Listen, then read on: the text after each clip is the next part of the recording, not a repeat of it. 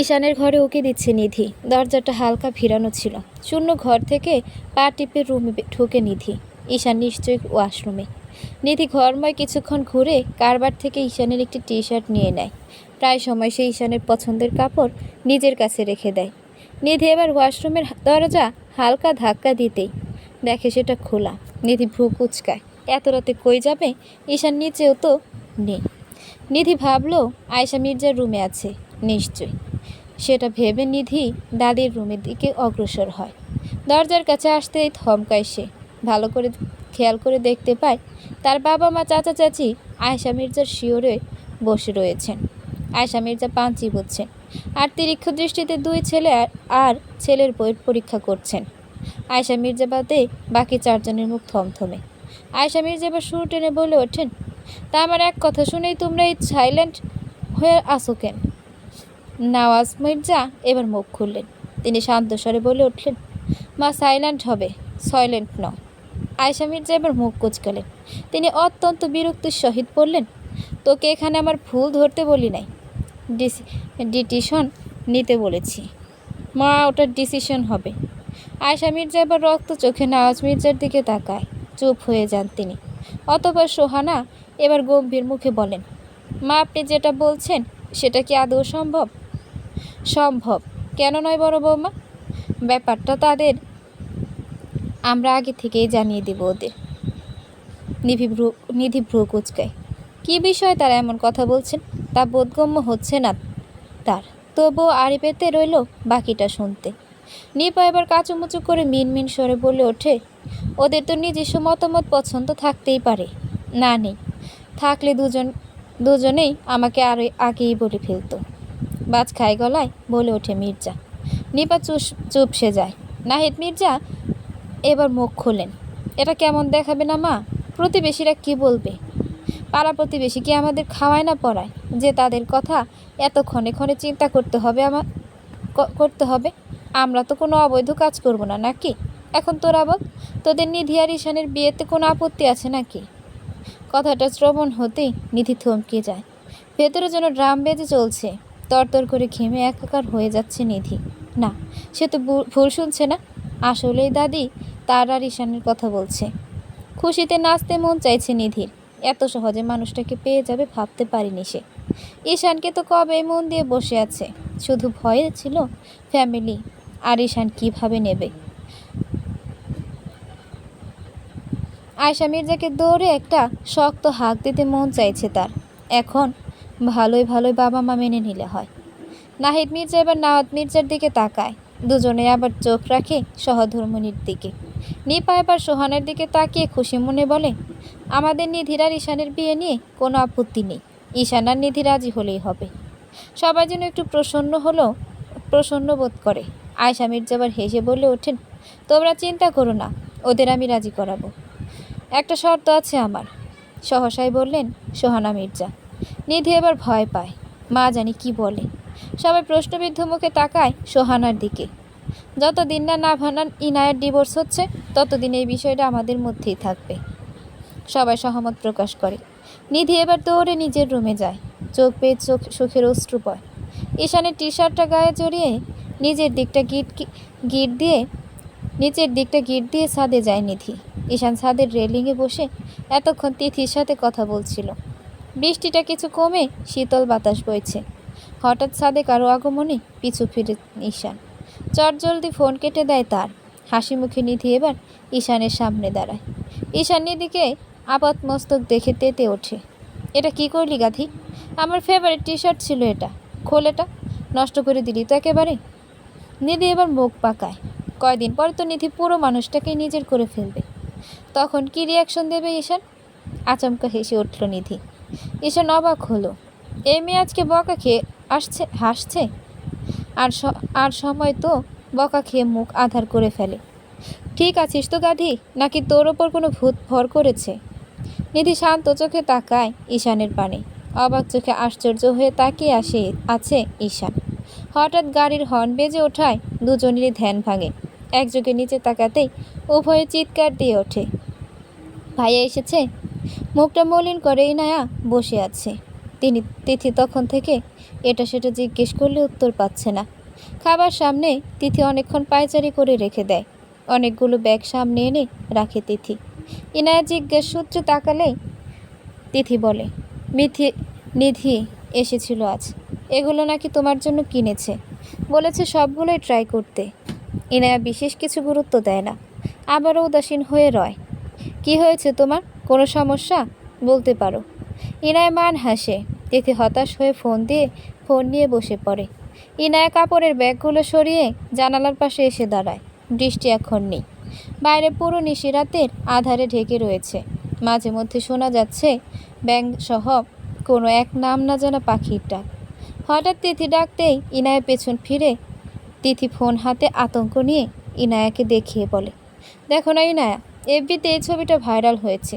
কে জানি এই দুটো লোককে পিটিয়ে উলঙ্গ করে গাছের সাথে ঝুলিয়ে রেখেছে। স্থানীয়দের চোখে পড়তে কয়েকজন মিলে ডাক্তারের কাছে নিয়ে গেছে। কি একটা অবস্থা দেশের। মধ্যবয়সী বাপদেরও ছাড়ে না। ছবি দেখে ইনায়ার চোখ উল্টে যাবার উপক্রম, কারণ ছবিতে সন্ধ্যার সেই দুই লোককে দেখা যাচ্ছে। ইনায়া ভীতি হয় প্রচুর। কে করতে পারে এদের এমন অবস্থা? ইনায়া মনে মনে একটু শান্তি পায়। হঠাৎ ইনায়ের ফোনে নোটিফিকেশন আসে। অচেনা নাম্বার সেটা। এবার খুশি তো বোকা হরিণী। মেসেজটা দেখে ইনায়া অবাক হয়। এটা কার নাম? এই নামে তো জায়ান তাকে ডাকে। ইনায়া কিছুক্ষণ নীরবে ভাবে। তৎক্ষণাৎ তার টনক নড়ে। এই কাজগুলো ওই গুন্ডাটাই করেছে। কিন্তু জায়ান কি করে জানলো? রাখতেই নাকের পানিগুলো ফুলে ফেপে উঠে ইনায়ার। তিথি ফোন থেকে চোখ সরিয়ে ইনায়ের দিকে তাকিয়ে অবাক সরে বলে, তুমি এইভাবে ফুঁসছো কেন? আবার কি হলো? কিছু না। তিথি ঠোঁট উল্টে ফোন রেখে ওয়াশরুমে যায়। ইনায়া জায়ানের নাম্বার ঠুকে ফোন করে। কিছুক্ষণ যেতেই ফোন রিসিভ করে জায়ান। ইনায়া রেগে বলে, ওই লোকগুলোকে আপনি মেরেছেন? ওয়েট হরিনি, জানলা দিয়ে আকাশের দিকে তাকাও তো। ইনায়া তাকায়। জায়ান মুচকি হেসে বলে ওঠে, দেখো তো তোমার আকাশে কটা চাঁদ উঠেছে। এমন প্রশ্নে রেগে যায় ইনায়া। চাঁদ আবার কটা উঠবে? চাঁদ তো একটাই উঠবে। ইনায়ের আগে দাঁতে দাঁত চেপে বলে, বৃষ্টি রাতের আকাশে আমি চাঁদ খুঁজে পাইনি। আপনি বলুন আপনার আকাশের খবর। আমার আকাশে এতক্ষণ একটাই চাঁদ ছিল। আপনি স্মরণ করে দুটো করে দিলেন। জায়ান বলতে ইনায়া তেতে ওঠে। ফালতু কথা রাখুন। ওই লোকগুলোকে আপনি মেরেছেন? এটা কোনো কথা? আমি ওই লম্পটদের মেরে হাত নোংরা কেন করব? আমি মারিনি। তবে আমার লোকজনদের দিয়ে মার খাইয়েছি অ্যান্ড ঝুলিয়ে দিয়েছি। কি দারুণ স্বীকারোক্তি। ইনে অবাক হয়ে বলে, আপনি আমার পেছনে স্পাই লাগিয়েছিলেন? জায়ান উচ্চস্বরে হেসে ওঠে। কিছুক্ষণ চুপ থেকে শান্ত স্বরে বলে, আপনার দেখে কোনো পিঁপড়ার চোখ পড়লে আমার কষ্ট হয়। সেখানে আস্ত দুজন মানুষকে আমি কী করে সহ্য করব? বলুন তো হরিণী, কী নিদারুণ যাতনায় আমি প্রতিদিন ডুবছি। কেন জানি হারিয়ে যাচ্ছি মায়ের অতল গহ্বরে। এর উত্তর কি আপনার কাছে আছে হরিণী? ইনায়া চমকায়, হতবিহ্বল হয়ে যায়।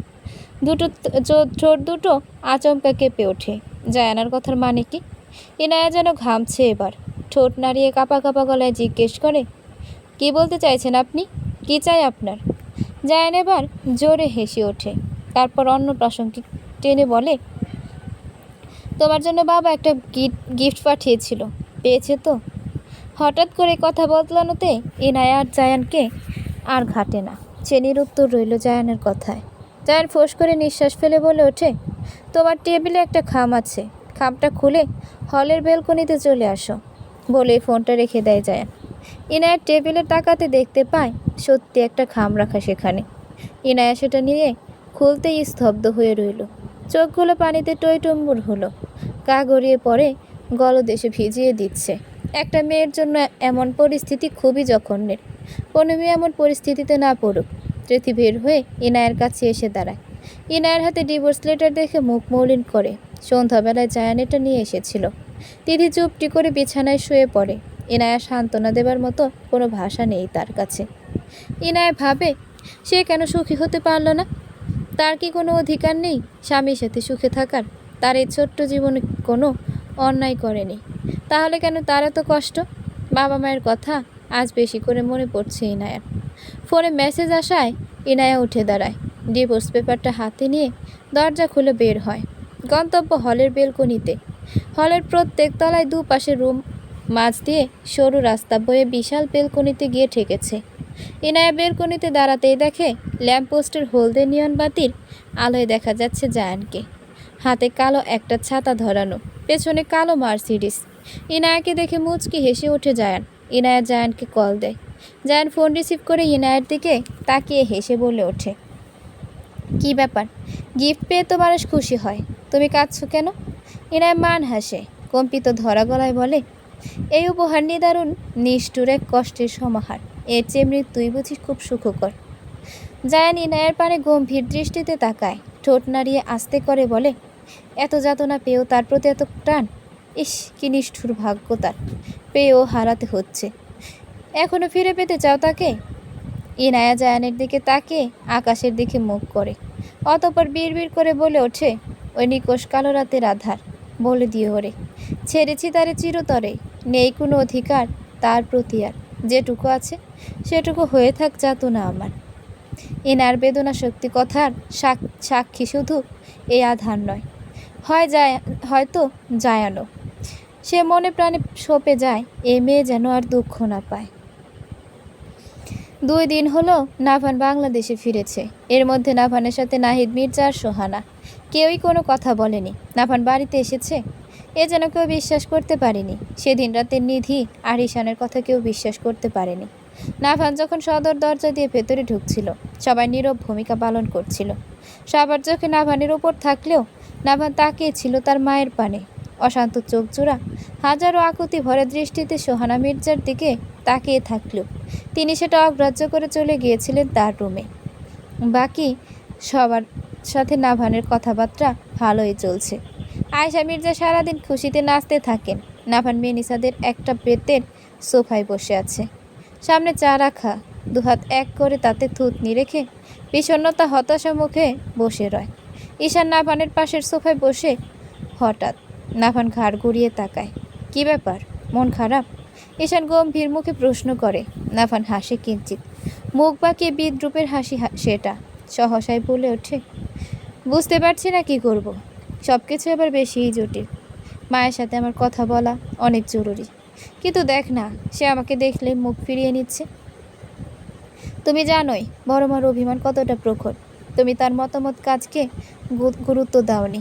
তার উপর তার খুব ভালোবাসার পছন্দের মেয়ে ইনায়া, যাকে তুমি কঠিনভাবে ভেঙে ফেলেছ, যেটা তার প্রাপ্য ছিল না।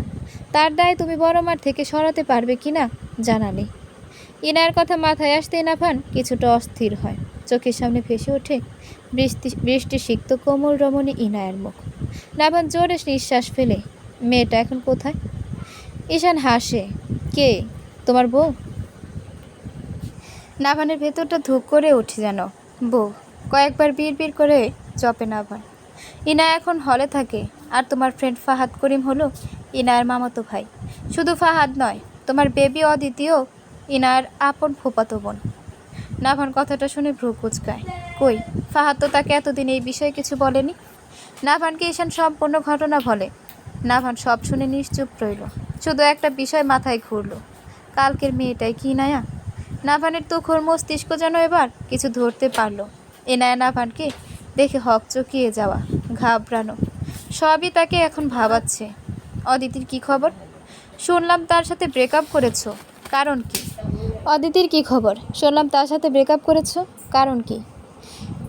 ঈশানের কথায় ধ্যান ভাঙে নাভানের। বিরক্ত হয়ে বলে, ওর কথা মনে করাস না, মেজাজ বিগড়ে যায়। কেন? তুমি তো ওর জন্য দেয়ানা ছিলে। নাভান এবার শূন্য মনে বলে ওঠে, একাকিত্বের জীবনে অনেক নারীর সঙ্গী হয়েছি। কানাডার কালচারে নিজেকে মানিয়ে নিয়েছিলাম। মায়ের সাথে কিছুটা জেদ ধরে সেখানে মানিয়ে নেওয়া। অদিতি একটু ডিফারেন্ট ছিল, আমি তার প্রতি আসক্ত হয়েছিলাম প্রচুর। অদিতিকে আমার লাইফ পার্টনার বানাবো আমি শিওর ছিলাম, কিন্তু নাভান এবার থামে। ঈশান এক ধ্যানে তার দিকে তাকিয়ে আছে। কিন্তু এখান থেকে ফিরে যাওয়ার কিছুদিন পর লিও নামের অদিতির এক ফ্রেন্ড আমাকে কিছু ছবি পাঠায়। ছবিগুলো দেখে লিওর সাথে যোগাযোগ করে আমি জানতে পারি অদিতি লিওর বেবি কনসিভ করেছিল, কিন্তু সে আমাকে পাওয়ার জন্য বাচ্চাটা অ্যাবর্শন করিয়ে নেয়। জাস্ট ভাব। ঈশান চোখ মুখ কুঁচকে নেয়। কি বিশ্রী মেয়ে অদিতি। ঈশান নাভানের দিকে তাকিয়ে হতাশ কণ্ঠে বলে, যাই বলো, তোমার ইনায়াকে বিয়ে করে এভাবে চলে যাওয়াটা ঠিক হয়নি। নাভান চুপ হয়ে থাকে, কিছু বলে না আর। বুক চিরে দীর্ঘশ্বাস বেরিয়ে আসে। মায়ের সাথে জেদ করে সত্যি আমি একটা পৈশাসিক কাজ করে ফেলেছি। ক্লাস শেষে নিধি ইনায়াকে নিয়ে একটা রেস্টুরেন্টে যায়। সেখানে গিয়ে খাওয়া দাওয়া শেষ করতেই নিধি তার আর ঈশানের বিয়ের খবর ইনায়াকে দেয়। ইনায়া অবাক হয় প্রচুর। ঈশানের সাথে নিধি, কিন্তু নিধির চোখ মুখ দেখে ইনায়া বোঝে এই বিয়েতে নিধি প্রচণ্ড খুশি। কিন্তু ঈশান ভাইয়ার কি মত নিধি? নিধি ইনায়ার প্রশ্ন শুনে থমকায়, মুখটা মলিন করে বলে, তা তো জানি না, আমি তো আরিফেতে সব শুনেছি। বলেছে তোমাদের ডিভোর্স হলে সবাইকে জানাবে। নিধি কথাটা বলে ইনার মুখের দিকে তাকায়। ইনায়া শান্ত স্বরে জবাব দেয়, আমার কাছে ডিভোর্স লেটার এসেছে নিধি। এখন শুধু আমাদের সম্পর্ক একটা সাইনের উপর নির্ভর করছে। নিধি মলিন মুখে বলে, পরশু ভাইয়া এসেছে ভাবি। ইনায়া শুনে কোনো প্রতিক্রিয়া ব্যক্ত করে না। সে চুপচাপ বাইরের রাস্তায় তাকিয়ে থাকে। নিধি হতাশ হয়। হঠাৎ ফোন আসায় নিধি উঠে দাঁড়িয়ে বলে, আসছি ভাবি, একটা গুরুত্বপূর্ণ কাজ করব। কী কাজ? জানতে পারবে। কাজটা শেষ হলে তুমি সহ পুরো এলাকায় জানতে পারবে। কথাটা বলে নিধি হন্তদন্ত হয়ে বেরিয়ে যায়। ইনায়া অবাক হয়ে সেও হলের দিকে এগিয়ে যায়। রাস্তায় কিছুক্ষণ দাঁড়াই নেয়। আজ সূর্যের তেজ খুবই প্রখর, ঘামে জবজবে অবস্থা মুখমণ্ডল। ইনায়া ওড়না দিয়ে মুখ মুছে সামনে অগ্রসর হয়। হঠাৎ মাথার উপর কেউ ছাতা ধরতে ইনায়া পাশে ফিরে তাকায়। যার মুচকি হেসে তার দিকে তাকিয়ে আছে। ইনায়া একবার আশেপাশে তাকায়। না, আজ গুন্ডাটা ছেলেপেলে নিয়ে আসেনি। করছেন কি? মানুষজন দেখছে। জায়ান ছাতাটা ইনায়ের হাতের মুঠোয় দিয়ে একটু দূরে দাঁড়িয়ে মিটিমুটি করে হেসে বলে, প্রহর শেষের আলোয় রাঙা আজ চৈত্র মাস, তোমার চোখে দেখেছি আজ আমার সর্বনাশ। জায়ানের হঠাৎ এমন কথা ইনায়া চমকায়। হতবিহ্বল হয়ে তার দিকে কয়েক সেকেন্ড তাকিয়ে মুহূর্তে হেসে ওঠে। জায়ান অপলক দৃষ্টিতে তাকিয়ে দেখে সেই মুক্ত ঝরানো হাসি।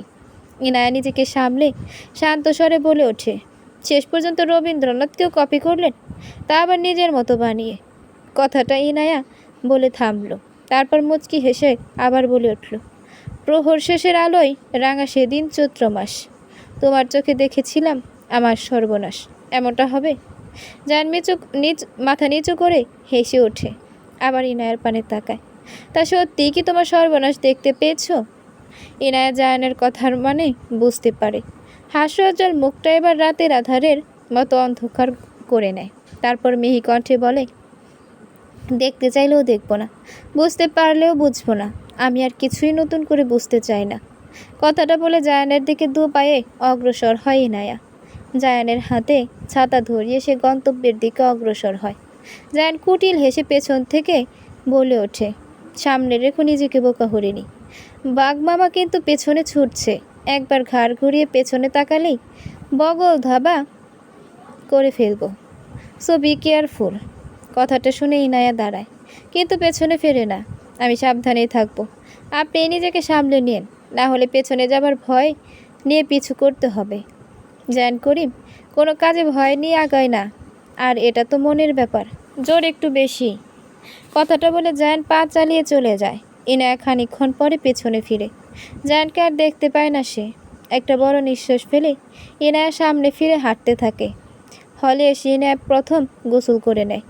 আজ বিকালে মির্জা বাড়িতে যাবে সে, সোহানের সাথে কথা বলতে। সাথে মিজানুল করিম বা ফাহাদও যাবে। ইনায়া যখন চুল শুকাচ্ছিল তখনই তিথি রুমে আসে। পরনে পাতলা সাদা রঙের সুতির শাড়ি, চুলগুলো সুন্দর করে খোপা বাঁধা। হালকা সেজেছেও তিথি, নিশ্চয়ই পার্লার থেকে এসেছে। কি ব্যাপার, আজ আজ ইংলিশ ম্যাম থেকে বাঙালি গিন্নি হয়েছে যে? তিথি মুচকি হেসে জবাব দেয়, একজনকে সারপ্রাইজ দিব ভাবছি। তা তুমি কি মাত্র এলে? ক্লাস তো মনে হয় সেই কখনই শেষ হয়েছে। আর বলো না, নেদির খপ্পরে পড়েছিলাম, আটকে রেখে একটা গুড নিউজ দিল। এনায় ক্লান্ত ভঙ্গিতে বলে ওঠে। তিথি ব্যস্ত হাতে নিজের ব্যাগ ঠিক করতে করতে শুধায়, গুড নিউজটা কি? তার আর ঈশান ভাইয়ের বিয়ে ঠিক হয়েছে, হাসি খুশি বলে ইনায়া। কথাটার শ্রবণ হতেই তিথির ব্যস্ত হাত থেমে যায়, ভেতরটা কেঁপে ওঠে তৎক্ষণাৎ। জিজ্ঞাসু চোখে ইনায়ের পানে তাকায় তিথি। বিয়ে? তারা দুজনেই খুশি এতে? সত্যি মেয়েটা খুব খুশি। আমি ওই বাড়িতে থাকাকালীন তাদের মধ্যে এমন কিছু দেখিনি। বিয়েটা সম্পূর্ণ পারিবারিকভাবে ঠিক করা হয়েছে। তিথি যেন থমকে গেছে, তার মুখে কোনো রা নেই। তরতরিয়ে ঘেমে একাকার হয় তিথি। ঈশান তো তাকে কিছু বলেনি। সে জানে তো ব্যাপারটা। আজ তো ঈশানের সাথে দেখা করবে তিথি। হতদন্ত হয়ে তিথি উঠে দাঁড়ায়। এনা অবাক হয়ে জিজ্ঞেস করে, অলরাইট তিথি। তিথি কোনো জবাব দেয় না, এক প্রকার দৌড়ে রুম থেকে বেরোয়। ইনায়ের যেন বোকা বনে যায়। তিথির এভাবে হঠাৎ হকচকিয়ে ওঠা তাকে ভাবায়। তিথি আবার তার ব্যাগটাও রেখে গেছে। ইনায়ের দীর্ঘশ্বাস ফেলে তৈরি হতে থাকে। নাভান বিকালের দিকে নিজের রুমে শুয়েছিল। সোহানের সাথে কথা বলতে গিয়েও পারেনি। কি করবে কিছুই বুঝতে পারে না নাভান। সে শোয়া থেকে উঠে দাঁড়িয়ে নিজের বেলকনিতে যায়। সেখানে যেতেই নাভান অবাক হয়। বেলকনিতে প্রচুর ফুলের গাছ লাগানো। কিছু কিছু ফুলের নামও জানে না নাভান। গত 2 দিন এদিকে আসা হয়নি নাভানের। কে সাজিয়েছে এমন করে? মা তো নয়। হবে মাই হবে। শুধু বেলকনি নয়, পুরো রুমটা অনেক গুছানো ছিল। নাভানের ছবি দিয়ে পুরো রুমই সাজানো ছিল। নাভান ভাবনা বাদ দিয়ে বাইরে যাবার জন্য তৈরি হয়। ফাহাদের সাথে দেখা করতে হবে আজ। গাড়িতে উঠে ফাহাদের অফিসের দিকে যেতে থাকে নাভান। মাঝখানে গাড়ি জ্যামে পড়ায় নাভান বিরক্ত হয়। এই দেশের পপুলার সমস্যা এটা। 20 মিনিট জ্যাম পড়ে থাকে গাড়ি। নাভান হঠাৎ জানালা দিয়ে বাইরে তাকাতেই উল্টো দিকের একটা গাড়িতে ইনায়াকে দেখতে পায়। সে সিটে হেলান দিয়ে চোখ বুজে রয়েছে। নাভান এক ধ্যানে তাকিয়ে থাকে ইনায়ের দিকে। নাভান হঠাৎ লক্ষ্য করে ইনায়ের চোখের কার্নিশ দিয়ে গড়িয়ে অশ্রুধারা বয়ে যাচ্ছে। নাভানের ভেতরটা যেন নড়ে ওঠে। সে ভেতর থেকেই চাইতে লাগলো এই মেয়েটা যেন না কাঁদে, যেটা তার দেখতে একটুও ভালো লাগছে না। অনেকক্ষণ বাদে জ্যাম ছুটে। নাভানের নজর এতক্ষণ ইনায়াতে নিবদ্ধ ছিল। গাড়ি যেতে নাভানের হুঁশ আসে। সেও গাড়ি স্টার্ট দিয়ে গন্তব্যের দিকে যেতে থাকে।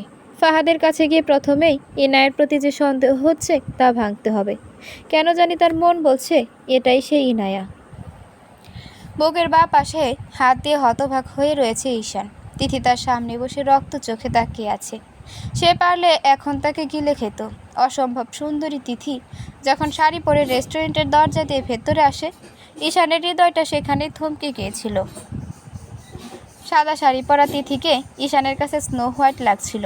ঈশানের মুগ্ধতা তখনই শেষ হয় যখন তিথি এগিয়ে এসে তার বুকের বাঁ পাশটা কামড়ে ধরে। তীব্র ব্যথা ঈশানকে এক ঝাঁটা দিয়ে তিথিকে তার কাছে নিয়ে থেকে সরিয়ে দেয়। তিথি দাঁত কিরমিরে ঈশানের দিকে সামনের সিটে বসে পড়ে। এটা কি হলো তিথি? সিল মেরে দিয়েছি যাতে করে তোমার বউ এটা দেখে তোমার থেকে 10 হাত দূরে থাকে। ঈশান চমকায়, হতভম্ব হয়ে জিজ্ঞেস করে, বউ মানে? কি বলছো এসব? তিথি এবার ফুঁসে উঠে গজগজ করে বলতে থাকে, ন্যাকা, কিছুই জানো না? 2 দিন পর তো বউ নিয়ে এসে বলবে আমি জানি না কিছুই। ঘুম থেকে উঠে দেখছি বিয়ে হয়ে গেছে। ঈশান এবার একটু রেগে যায়। কখন থেকে আজে বাজে কথা বলে চলেছে তিথি। কিঞ্চিত রাগে গলায় তিথিকে বলে, কি হয়েছে বলবে তো আগে। তিথি এবার আচমকায় কেঁদে ওঠে। ঈশান এবার পুরোপুরি আশ্চর্য হয়ে শুধায়, কাঁদছো কেন? তোমার নাকি নিধির সাথে বিয়ে? কি? চমকে যায় ঈশান। বিরক্ত স্বরে বলে, কি বলছো এসব? মাথা খারাপ হয়েছে? কোথা থেকে কি শুনেছ? তিথি ইনায়ের সাথে নিধির বলা সকল কথা বলে। সব শুনে ঈশান হতভম্ব হয়ে যায়। তার পরিবার তার পেট পিছে এত বড় প্ল্যান করেছে, আর নিধি সে কি করে এটা মেনে নিল এটাই বুঝতে পারছে না ঈশান। সে তিথির দিকে এগিয়ে যায়। সত্যি বলছি তিথি, আমি কিছুই জানি না। তুমি কেঁদো না, আমি বাড়ির সবার সাথে এই বিষয়ে কথা বলবো, সাথে তোমার আমার বিষয়ে কথা বলবো। তিথি আদরি গলায় জিজ্ঞেস করে, সত্যি বলবে তো? ঈশান সহসাই বলে ওঠে, অবশ্যই বলবো। তিথি এবার নর্মাল হয়। ঈশান ভাবে অন্য কথা। এমন বাজে বুদ্ধি নিশ্চয়ই তার গিন্নি সবাইকে দিয়েছে। তার খবর তো সে বাড়িতে গিয়েই নেবে, কিন্তু বাকি সবাই কি করে এই প্রস্তাব মানতে পারে? আর নিধি? ঈশান ভাবতেই পারছে না নিধি কি করে তাকে অন্য কিছু ভাবতে পারে। কিছুতেই মাথায় ঢুকছে না ঈশানের। নাভান ফাহাদের অফিসে এসেছে। অনেকক্ষণ হলো। দুজন মিলে অনেক গল্প জুড়ে দিয়েছে। কত শত কথা দুজন জমিয়ে রেখেছিল। এত কিছুর মধ্যে ইনায়ের কথা একবারের জন্যও জিজ্ঞেস করতে পারিনি নাভান। কিছুক্ষণ সময় যেতেই সেখানে জায়ান আসে। নাভানকে দেখে চোখমুখ শক্ত করে ফাহাদের পাশে বসে। মিটিং 2 ঘন্টা পর দিয়েছে। কোনো সমস্যা? জায়ান গম্ভীর স্বরে বলে। ফাহাদ হালকা হেসে জায়ানকে বলে ওঠে, আর বলিস না, এতদিন পর নাভানকে পেলাম, একটু সময় নিচ্ছি। নাভান জায়ানের দিকে তাকায়। জায়ানের মুখ দেখে বোঝা যাচ্ছে তার প্রচুর বিরক্ত লাগছে। নাভান আলতো হেসে ফাহাদকে বলে ওঠে, আজ তাহলে উঠি, তোর গুরুত্বপূর্ণ কাজ আছে মনে হয়। না, কি বলিস? এতটাও নয়, তোর সাথে পরিচয় করে দিই, আমার ছোট ভাই। নাভান হাসি মুখে জায়ানের দিকে হাত বাড়ায়। জায়ানের অভিব্যক্তিটা দেখার মতো ছিল। সে তার মুখ আরও গম্ভীর করে নাভানের বাড়ানো হাত থেকে হাতে হাত মেলায়। আমি নাভান শাহরিয়ার, তোমার ভাইয়ের খুব ভালো বন্ধু, আর আমি আপনার খুব ভালো প্রতিদ্বন্দ্বী। এমন বিস্ফোরণ মন্তব্য করে জায়ান রুমের বাইরে চলে যায়। ফাহাদের জায়ানের কথা শুনে কাশি উঠে যায়। এ ছেলের যা মুখে সে তাই বলে। নাভান জায়ানের যাওয়ার দিকে তাকিয়ে রয়। অতিরিক্ত বুদ্ধিমত্তা সম্পন্ন নাভানের মাথায় বিষয়টা ধরে বসে। সে ফাহাদের দিকে প্রাণবিদ্ধ মুখে তাকায়। ফাহাদ হালকা হেসে বলে ওঠে, ফাজিল তো ছেলেটা, প্রচুর ফাজিল। এমন কথাই বলে, তুই কিছু মনে নিস না। নাভান কিছু বলে না। খানিকটা মুখ মলিন করে ফাহাদকে শুধায়, তোকে একটা কথা জিজ্ঞাসা করব ভাবছিলাম। ফাহাদ নাভানের দিকে তাকিয়ে থাকে। নাভান নিজেকে কিছুটা ধাতস্থ করে জিজ্ঞেস করে, ইনায়া কি তোর কাজিন? ফাহাদ কথাটা শুনে চমকায়। ইনায়ার কথা নাভান জিজ্ঞেস করছে? সে কি ভুল শুনছে? মাথা ঠিক আছে তো নাভানের, ভাবছে ফাহাদ। ফুপাতো বোন আমার। ফুপির সাথে আমাদের অনেক বছর ধরে সম্পর্ক ভালো ছিল না। তাদের মৃত্যু, ইনায়ার সাথে প্রথম দেখায় সব বুঝতে পেরেছিলাম। এমন মিষ্টি মেয়ের সাথে এমন হবে তা মানতে পারিনি। তোর ওপর রাগ হয়েছিল প্রচণ্ড। তারপর ভাবলাম, জোর করে কোনোদিন তোরা সুখী হতে পারবি না, এর চেয়ে বিচ্ছেদই ভালো। নাভানকে প্রচুর অস্থির দেখায়। ফাহাদের কথার প্রেক্ষিতে কিছুই বলতে পারে না, শুধু জিভ দিয়ে নিচের ঠোঁট ভিজিয়ে মিনমিনে কণ্ঠে জিজ্ঞেস করে, তুই কি ইনার কোনো ছবি বা অ্যাড্রেস আমাকে দিতে পারবি? ফাহাদ হতবাক হয়ে নাভানের দিকে তাকায়। একের পর এক আশ্চর্য হচ্ছে ফাহাদ। ইনায়ের প্রতি নাভানার এত কিছু কিউরিওসিটি দেখে ফাহাদকে ভাবাচ্ছে। ফাহাদের তাকানো অস্থির হয় নাভান। সে কাতর কণ্ঠে 2 দিন আগেরও আজকের বিষয়গুলো ফাহাদের সাথে শেয়ার করে। সব শুনে ফাহাদ নিশ্চিত হয় যে নাভান ইনায়াকেই দেখেছে। ফাহাদ দীর্ঘশ্বাস ফেলে কিছু বলবে, তার আগেই রণমূর্তি ধারণ করে জায়ান আবার রুমে ঢুকে হাতের অ্যাপেল ব্র্যান্ডের মোবাইলটা ফাহাদের দিকে ছুঁড়ে মেরে বাজখাই গলায় বলে, 15 দিনও হয়নি ব্রেকআপ হয়েছে, তার ভিতরে আবার নতুন গার্লফ্রেন্ড নিয়ে জনগণের সম্মুখে ডেট করছিস? তোর কি একটু বুদ্ধি নেই? জায়ানের কথায় ফাহাদ চমকায়। ভ্রুকুচকে কঠিন স্বরে জিজ্ঞেস করে, কি বলছিস এসব? জানি একটু বেশি রিলেশন করেছি, তাই বলে ওপেন পাবলিকে গার্লফ্রেন্ড নিয়ে প্রেম করবো? তুই আমাকে এত লেম কি করে ভাবছিস? তাও আবার নিজেই দেখ। ফাহাদ ফোনটা হাতে নিয়ে ওপেন করতে চোখ কপালে। তীক্ষ্ণ দৃষ্টিতে ফোনের দিকে তাকায় ফাহাদ। তারপর চিৎকার দিয়ে বলে ওঠে, হোয়াট ননসেন্স, এসব কি? সেটা তুই ভালো বলতে পারবি, গমগমে বলাই বলল জায়ান। ফাহাদ শব্দ করে ফোনটা টেবিলে রাখে। নাভান ফোনটা হাতে নেয়। ব্রেকিং নিউজ, আবারও প্রেমের সম্পর্কে জড়ালেন মেয়র ফাহাদ করিম। গোপন সূত্রে জানা গেছে, বিরোধী দলের লোক খলিল তালুকদারের ভাইয়ের মেয়ের সাথে ডিপ রিলেশনে জড়িয়েছে ফাহাদ করিম। খলিল তালুকদারের বড় ভাই আসাদ তালুকদার, তার স্ত্রী দিয়া সাহা, তার মেয়ে তিলক। নিউজের সাথে ফাহাদ আর তিলকের রেস্টুরেন্টে বসা 2টা ছবি। নাভান ভ্রুকুচকে ফাহাদকে জিজ্ঞেস করে, এটা তো আমাদের ফ্রেন্ড তিলক। সত্যি তার সাথে রিলেশনে আছিস? তা আবার বিরোধী দলের মেয়ে? জান অগ্নি দৃষ্টিতে তাকিয়ে আছে ফাহাদের দিকে। ফাহাদ মাথায় 2 হাত দিয়ে চেপে ধরে আছে। সেদিন একটা জরুরি কাজ নিয়ে আলাপ করছিল তারা। তিলক মূলত ফাহাদের কাছে একটা বিষয়ে হেল্প চেয়েছিল, সেটা নিয়ে অনেকক্ষণ আলাপ করেছিল। কে কখন কাজটা করেছে মাথায় ঢুকছে না ফাহাদের। ফোনটা আবার নিয়ে ভালো করে ছবি দুটো দেখে ফাহাদ, আই নো ভাই, তুই কি করেছিস। কিন্তু পার্টির লোকজন খুব খেপেছে। তারা বিষয়টা হালকাভাবে নিচ্ছে না। তারা ভাবছে তুই ডাবল টাইমিং করছিস। সামনে ইলেকশন, এখন যদি নিজেদের লোকজন বিপক্ষে চলে যায়, আমাদের আসন ছাড়তে হবে। জায়ান রুষ্ট কণ্ঠে বলে। ফাহাদ কঠিন দৃষ্টিতে ছবিগুলো পরখ করে। ছবিগুলো রেস্টুরেন্টের প্রথম সারির টেবিল থেকে তোলা হয়েছে। ফাহাদের হঠাৎ করে তার সামনের টেবিলে বসা নিধির কথা মনে পড়ল। নিধির তাকে দেখেই ব্যাগে হকচকিয়ে কিছু লুকানো। তাকে দেখে হতদন্ত হয়ে বেরিয়ে যা সবই এখন মস্তিষ্কে হানা দেয় ফাহাদের। দপ করে চোখগুলো জ্বলে ওঠে ফাহাদের। সে নিশ্চিত এই কাজ নিধির দ্বারাই হয়েছে। কিন্তু বোকা নিধি কি জানে এই সামান্য মজাতে ফাহাদের কত বড় সমস্যা সে ক্রিয়েট করেছে? বিপক্ষের লোকগুলো এটাকে মই বানিয়ে উপরে ওঠার চেষ্টা করবে নিশ্চয়ই। সমস্যাটা যদি ভালোই ফাহাদ হ্যান্ডেল না করতে পারে, তাহলে তার পদত্যাগ করতে হবে। এর আগে ফোনটা দেয়ালে ছুঁড়ে মারে ফাহাদ। কিরমিরিয়ে জাহানের দিকে তাকিয়ে রাগান্বিত হয়ে বলে ওঠে, পাখি বড্ড উড়তে শিখেছে, তার ডানাগুলো এবার কাটতেই হবে। তুই কিন্তু আমাকে বাধা দিবি না। জায়ান বাজ খায় গলায় বলে, যা বুঝেছিস তা এক্সপ্লেন কর। ফাহাদ সেদিনকার কথা সব নাভানার জায়ানকে বলে। সব শুনে তাদের মনোনিধির দিকেই সন্দেহর তীর ছোড়ে। জায়ানের প্রচণ্ড রাগ হচ্ছে।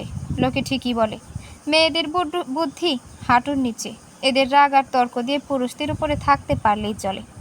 আগে পাছে কি হবে তা না হবে, কি হবে না হবে তা দেখার বা বোঝার সময় তাদের নেই। কিন্তু নাভানের মনে চলছে অন্য বিষয়। সে কিছুটা অবাক হয়ে জিজ্ঞেস করে, নিধি কেন তোর সাথে এমন করবে? কিসের শত্রুতা তোদের? এই যাত্রায় ফাহাদ একটু দমে। তার মুখের আদল কিঞ্চিত পরিমাণ দমিয়ে রাখে। কি জবাব দেবে নাভানকে? তোর বাচ্চা বোনের সাথে অতিরিক্ত ফ্ল্যাট করার ফল এটা। জায়ান বিরক্তিতে চোখ মুখ কুচকায়। জায়ানের আগে থেকেই তাদের সকল বিষয় জানা। আগে থেকেই ফাহাদকে সাবধান করেছিল জায়ান। কিন্তু ফাহাদ শুনলে তো এক চোখ ছোট বাচ্চা মেয়ের সাথে লাগাটা মনে হয় ফাহাদের কাল হয়ে দাঁড়িয়েছে। এখন নাভানকে কি বলবে ফাহাদ? অনেক অস্বস্তি লাগছে তার।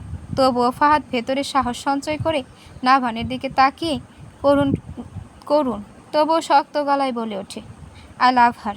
একসময় তাকে চেয়েছিলাম আমি। এটুকের জন্যই আমি অপরাধী। এখন যদি সেই সামান্য বিষয় নিয়ে আমার সাথে আরও লাগতে আসে, তাহলে আমি তার প্রতি আমার পাপের বোঝা আরও বাড়িয়ে নেব। তখন আমাকে তোরা কেউ আটকাতে পারবে না। বিস্ফোরণ মন্তব্য করে ফাহাদ উঠে চলে যায়। তার এমন কথায় নাভানের মুখ গম্ভীর হয়ে যায়। কিসের মধ্যে কি? ফাহাদ নিধিকে ভালোবাসে, এটা যেন তার মাথায় ঢুকছে না। আর যাই হোক, নিধি যে ফাহাদকে মানবে না, এটা গ্যারান্টি দিয়ে বলতে পারে নাভান। কারণ অনেক আগেই নিধি নাভানের কাছে নিজের মনের মানুষের কথা বলে দিয়েছে, ফাহাদ তো রিজেক্ট করবি। ভাবছে নাভান। বসা থেকে উঠে দাঁড়িয়ে জায়ানের দিকে এগোয় নাভান। এদিকে জায়ান মনে মনে ভাইকে বাহবা দিচ্ছে। তার ভাই তাহলে রিয়াল ভালোবাসা নিয়ে কনফিউজড নয়। এখন তাকে রাজনৈতিক দিক সামলাতে হবে। এমনিতে শান্ত ফাহাদ রাগলে হিতাহিত জ্ঞান হারিয়ে ফেলে। জায়ান চলে যেতে নিলেই নাভান পেছন ডাকে। জায়ান সোজা হয়ে নাভানের সামনে দাঁড়ায়। 6 ফুট লম্বা দুইজন সুগঠিত বলিষ্ঠ দেহের পুরুষ। দুজনেই অসম্ভব সুন্দরের অধিকারী। একজন অন্যজনের থেকে বয়সে বড় হলেও তাদের বডি স্টাইল একই রকম নিখুঁত। জায়ান তিক্ত বিষাক্ত চোখে নাভানের দিকে তাকিয়ে আছে। নাভানের অভিজ্ঞ মস্তিষ্ক সেটা বুঝেও না বোঝার প্রয়াস চালায়। এখন এই ছেলের সাথে তার কথা বাড়ানোর ইচ্ছে নেই। দীর্ঘশ্বাস ফেলে নাভান শান্ত স্বরে বলে, ফাহাদের মাথা এখন গরম আছে। নিধির সাথে আমি কথা বলবো। তুমি প্লিজ ফাহাদকে বুঝিয়ে বলো। নিধি এখনও অবুঝ। আমি দেখছি বিষয়টা। তোমরা মিডিয়াকে ডেকে মিট আপের ব্যবস্থা করলে আমি নিধিকে ঠিক নিয়ে আসবো। জায়ান মাথা নাড়ায়। নাভান ফোঁস করে একটা নিঃশ্বাস ফেলে। নাভানের দিকে এগোতে জায়ান ঘাড় বাঁকিয়ে বলে, লড়াই তাহলে লেভেলেই হবে। খুব ভালো, খুব ভালো। আমার আবার প্রতিদ্বন্দ্বী মনের মতো না হলে প্রতিযোগিতায় নামতে ভালো লাগে না। নাভান এবার পিছু ফিরে জায়ানের দিকে তাকায়। মুচকি হেসে খুব মুখ গম্ভীর তবুও হাসিয়ে নিয়ে বলে, লড়াই করতে হলে আগে তার মূল গ্রন্থপাঠের বিদ্যা অর্জন করতে হয়। তা না হলে সে মূর্খ প্রতিযোগী। আমি সেই মূর্খের কাতারে পড়ি না। নদীর কুল কিনারা মেপে আমি অন্তত নদী সাঁতরে পার হবার কথা মনেও আনব না। জায়ান দাঁত বের করে হাসে। তারপর একটু রসিকতা ছড়িয়ে শান্ত স্বরে বলে, বেস্ট অফ লাক। আপনার যাত্রা শুভ হোক। দুইজনের দিকে শান্ত দৃষ্টিতে তাকিয়ে থাকে। একজন জানায়, অন্যজন অজানায় তাদের সামনের দিনগুলোর জন্য প্রস্তুতি নেওয়ার জন্য মনোবল শক্ত করে। ইনায়া আর মিজানুল করিম মির্জা বাড়িতে এসেছে অনেকক্ষণ হবে। মিজানুল করিম ডিভোর্স পেপার নাহিদ মির্জা ও সোহানার কাছে দিয়েছে। উনি বলেছেন সকল কন্ডিশন নাভানকে দেখিয়ে তার থেকে সাইন নিয়ে নিতে। তারপর ইনায়া সাইন করে দিবে। আজকে ইনায়া আর সোহানার মুখ খুব শান্ত। তাদের মুখ দেখে বোঝার উপায় নেই ভেতরে কি চলছে। নাহিদ মির্জা হতাশ হয়ে মাথা নিচু করে নেয়। বাড়ির সবারও ইনায়ের জন্য ভেতর নড়ে উঠেছে আজ। আয়শা আর নিপা নির্বিকার। সবচেয়ে বেশি কষ্ট নিধি পাচ্ছে। তার এই মিষ্টি ভাবিটা আর ভাইয়ের বউ থাকবে না। কি হতো ভাই ভাবিকে মেনে নিলে? নিধির অবুঝ মাথায় এই প্রশ্নটাই বারবার ঘুরতে থাকে। নওয়াজ মির্জা এবার নাহিদ মির্জাকে ডিঙিয়ে বলে ওঠে, আজকে বোধহয় আর সম্ভব হবে না। নাভান বাইরে আছে। ও এলে আমরা পরিবারের সবাই মিলে দেখব বিষয়টা। ইনার বুকটা দুমড়ে মুচড়ে উঠল যেন। মনটাকে আরেকটু শক্ত করছিল সে। কিন্তু পরিস্থিতির সামনে আসতেই ধৈর্যের বাঁধ ভেঙে যায়। ইনায় নিজেকে আরো কঠিন করলো। নওয়াজ নওয়াজ মির্জা তখন খানিকক্ষণ চুপ থেকে আবার বলে ওঠে, দেনমোহরের হিসাবটা বোধহয় এখন করে নিলেই ভালো হয়, পরে না হয় অ্যামাউন্ট ইনায়ের কাছে পাঠিয়ে দেব। এ যাত্রা ইনায়া মুখ খোলে। সে সামনে সবার দিকে তাকিয়ে মান হেসে বলে, যেখানে আমাদের বিবাহিত জীবনে নেই কেউ কাউকে জানা শোনা, না কাউকে হয়েছে ভালো করে দেখা, সেখানে দেনমোহরের হিসাবটা যেন বড়ই অদ্ভুত। আমরা দুজনেই দুজনের প্রতি কোনো অধিকার দেখাইনি, সেখানে দেনমোহর আর কি? এটা আমি চাইবো না। দেনমোহর তো সংসার জীবনে স্বামীর কাছে স্ত্রীর প্রাপ্য অধিকার। আমাদের কোনোদিন সংসার হয়নি। দেনমোহর দাবি আমি রাখবো না, এটা বাদ দিন। পিনে নীরবতা চলছে মির্জাবাড়ির বিশাল বড় হল রুমটায়। ইনায়ের কথার পরে কেউ আর কথা বলে না, শুধু সোহানা নির্বিকার শান্ত চোখে ইনায়ের দিকে তাকিয়ে থাকে। মিজানুল করিম একটা দীর্ঘশ্বাস ফেলে ইনায়াকে বলে, তাহলে এরকমই কথা থাক।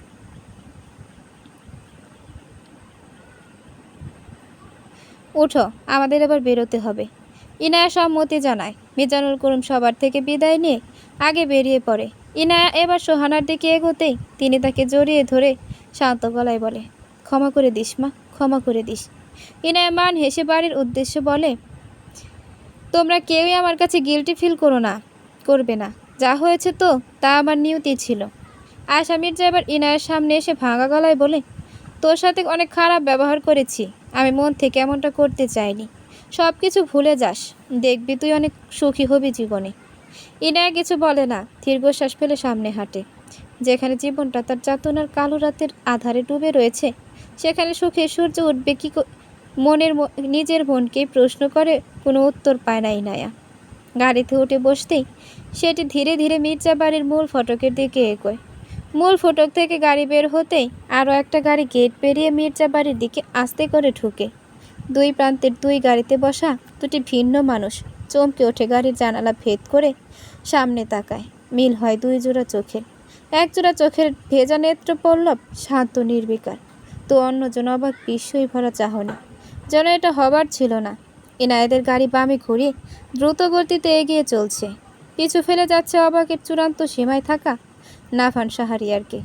সে এখন নিষ্প্রভ হয়ে তাকিয়ে আছে ইনায়ারদের গাড়ির যাওয়ার দিকে। সব সংশয় সন্দেহ হলো নাভানের, যে সে যেটা ধারণা করেছিল সেটাই হবে। তবে কি প্রতিযোগিতায় নামার সময় এত জলদি এসে গেছে? রাত বাজে 8টা। নাভান ছাদে বেতের সোফায় বসে আছে, হাতে হুইস্কির বোতল। মাথাটা ধরে এসেছে কিছুটা, চোখ বন্ধ করে ভাবে বিকালের কথা। নাভান বাড়িতে ঢুকতেই সবার থমথমে চেহারা লক্ষ্য করছিল। কেউ কোনো টু শব্দও করেনি। নাভান পরিস্থিতি বুঝতে পেরেছিল। সে নিজ শব্দে নিজের ঘরে চলে গিয়েছিল। কোনো কিছুই যেন ঠিক হচ্ছে না। এত কিছুর মধ্যে হঠাৎ জায়ানের কথা মনে পড়ে নাভানের। তার ব্যবহার মোটেও ভালো লাগেনি নাভানের কাছে। প্রথমবার দেখায় জায়ানকে নাভানের কাছে খুবই সন্দেহজনক মনে হচ্ছে। কিসের প্রতিদ্বন্দ্বীর কথা বলছিল জায়ান? কিছু তো একটা আছে। ব্যস্ত হাতে ফোন টিপে নাভান কানে ধরে শান্ত গলায় বলে, হোয়াটসঅ্যাপে সমস্ত ডিটেলস পাঠিয়েছি। আমার সাথে কিসের দ্বন্দ্ব তা খুঁজে বের করো এক্ষুনি। অপর পাশের ব্যক্তির কথা বুঝে গেল না। নাভান কথায় থাকতেই লক্ষ্য করে তার পাশে এসে কেউ দাঁড়িয়েছে। নাভান ফোন রেখে দেখে নিধি। কিছু বলবি?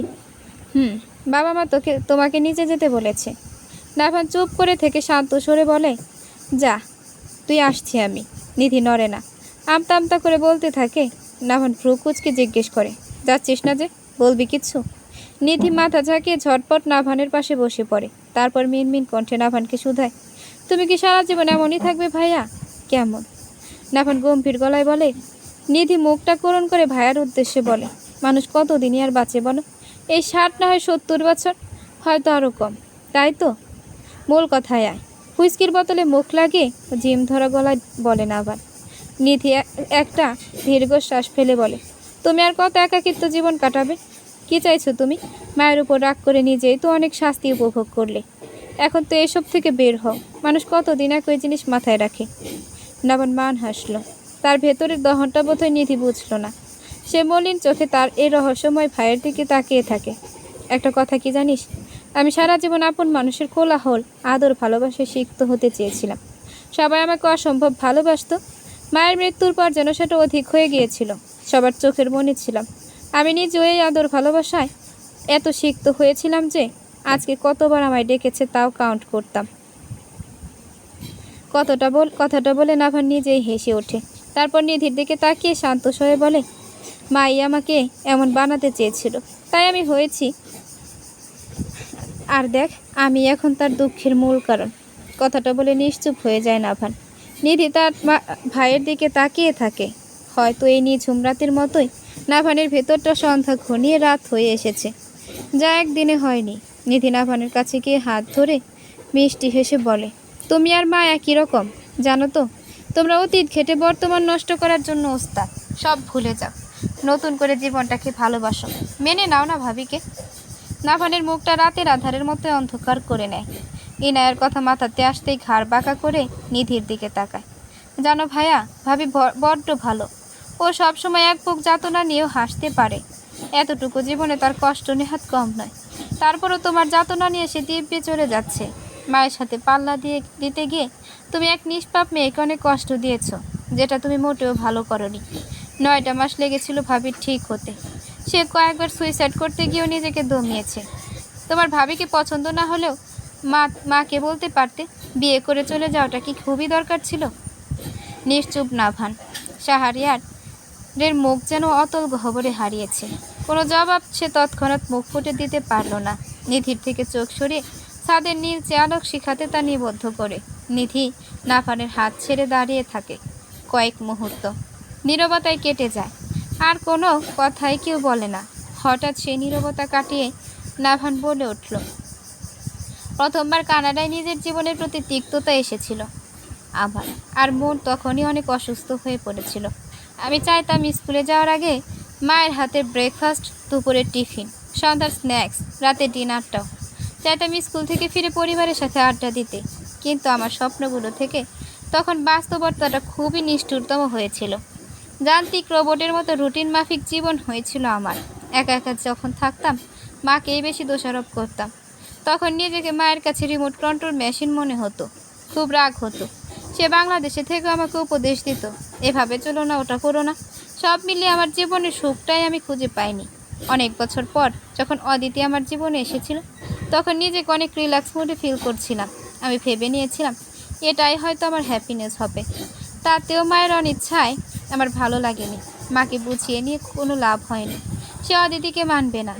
আমার তখন মনে হয়েছে মা আবার আমার জীবনটা অন্ধকার করে দেবে।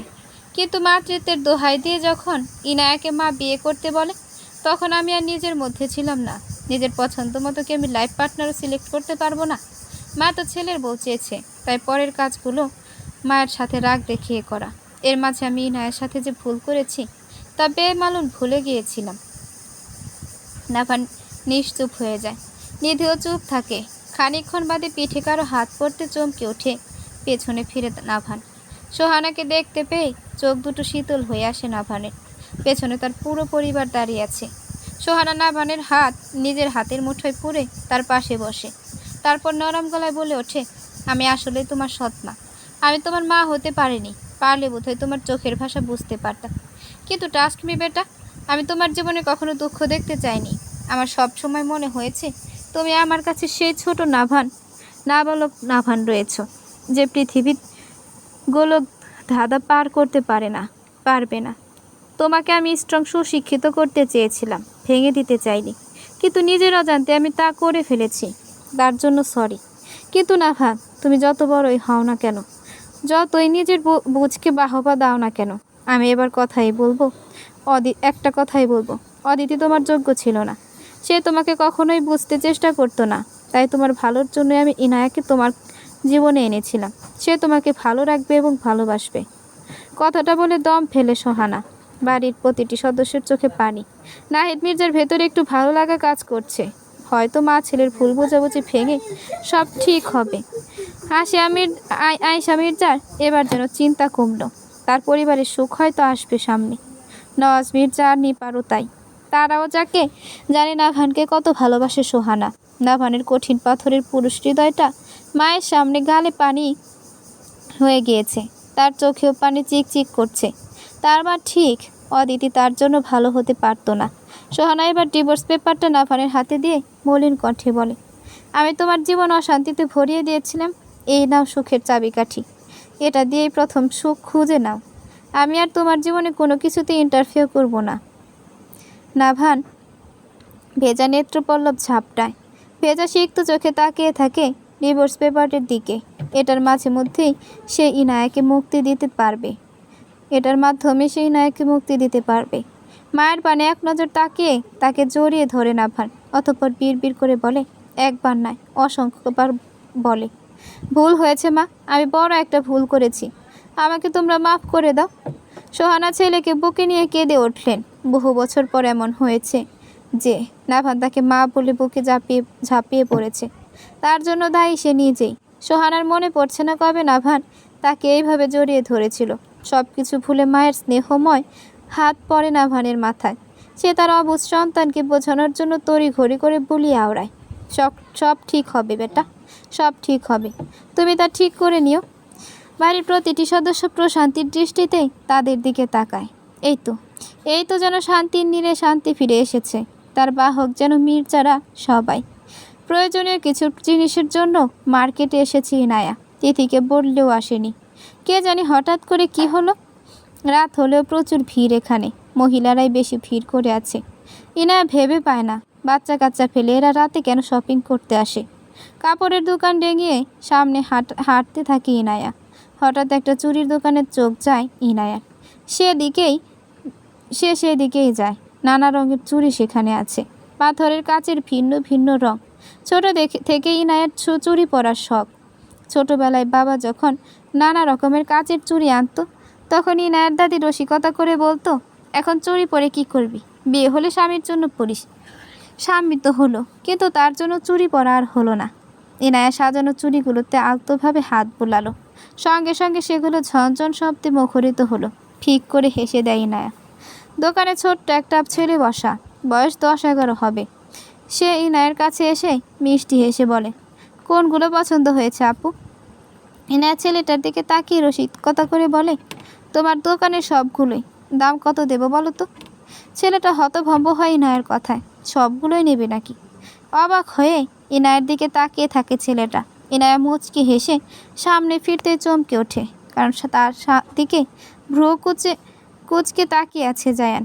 ইনায়া হক চকায়, এই লোক কখন কোথা থেকে টপকায় তা বোঝা মুশকিল। তোমার কাজ কি? এটাই বোকা হরিণী, সবাইকে কনফিউজ করার। গম্ভীর মুখে প্রশ্ন করে জায়ান। ইনায়া পেছনে তাকিয়ে দেখে নিত্যদিনের মতো জায়ানের ছেলেপুলে দাঁড়িয়ে আছে। ইনায়া আওয়াজ করে নিচু মিনমিনে সরে জিজ্ঞেস করে, আর আপনার কাজ কি এটাই? সবসময় সাঙ্গপাঙ্গ নিয়ে আমার সামনে উদয় হন। জায়ান বাঁকা হেসে চুড়িগুলো দেখতে থাকে। তারপর ইনায়ের দিকে 1 সেকেন্ড তাকিয়ে শান্ত স্বরে বলে, আমি যে কেন এমন করি তা তোমার বোঝার ক্ষমতা বোধ হয় আর হবে না বোকা হরিণী, বড্ড অবুঝ তুমি। ইনায়া শান্ত চোখে জায়ানের দিকে তাকায়। সে এতটাও অবুঝ নয় যে জায়ানের কথার মিনিং বুঝতে পারবে না, তো বসে বরাবর বুঝেও না বোঝার ভান করবে। ইনায়া কিছু না বলে সামনে হাঁটে। মার্কেট পেরিয়ে রাস্তায় ল্যাম্পপোস্টের নিয়ন বাতির নিচে দাঁড়াতেই আবার জায়ান এসে সামনে দাঁড়ায়। কান খাড়া করে তাড়াতাড়ি করে জায়ান বলে, শুনেছ তো মেঘের গুরুম গুরুম ডাক? এক্ষুনি আমার গাড়িতে গিয়ে বসো, তোমাকে ড্রপ করে দিচ্ছি, না হলে বৃষ্টিতে ভেজার সম্ভাবনা রয়েছে তোমার।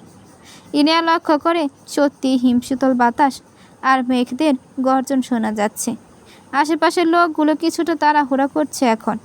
ইনায়া কাজল যুগল আঁখি দিয়ে সামনে দাঁড়ানো কালো পাঞ্জাবি পরা জায়ানকে পরখ করে। তারপর বাঁকা হেসে বলে ওঠে, বন্যাকে বৃষ্টির পানি ভয় দেখাচ্ছেন?